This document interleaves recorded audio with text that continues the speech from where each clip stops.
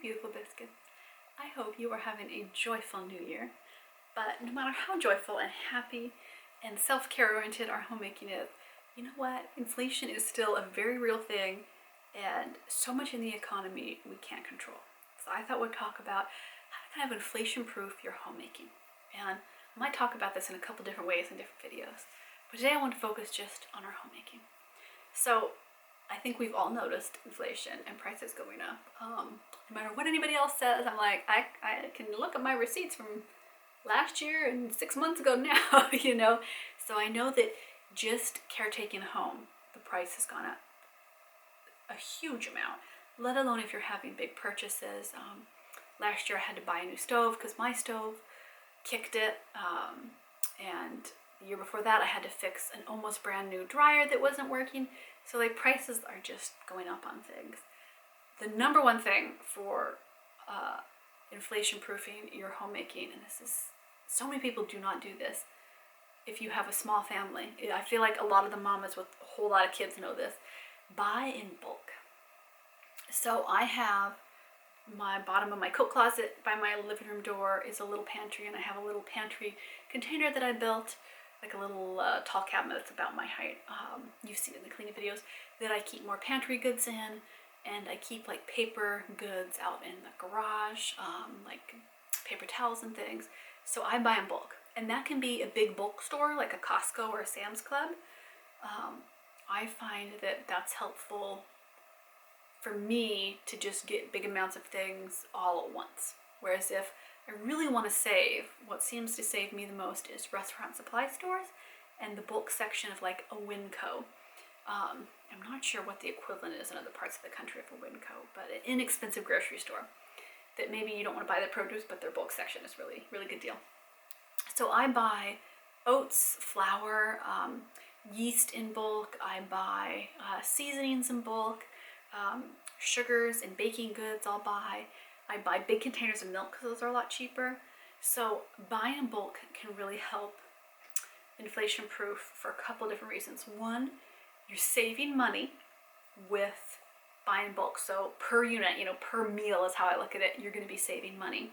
And you can take that money and you can invest it in something that grows at a faster rate than inflation. Or you can look at that food and have it for 6 months so that your budget isn't having to keep up with inflation for those 6 months.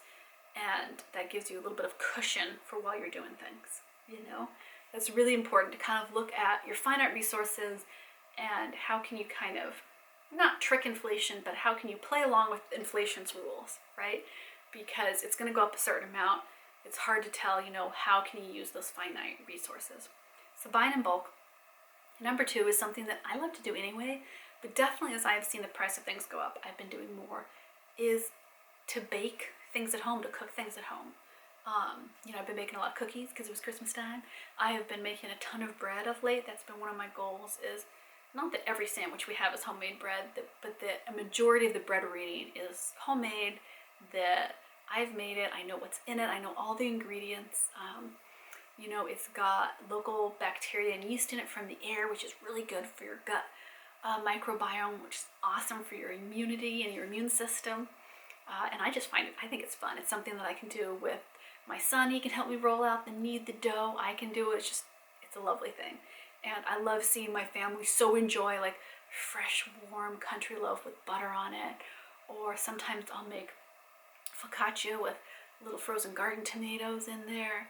And it's so good, You can use the dough that I make for bread for pizza.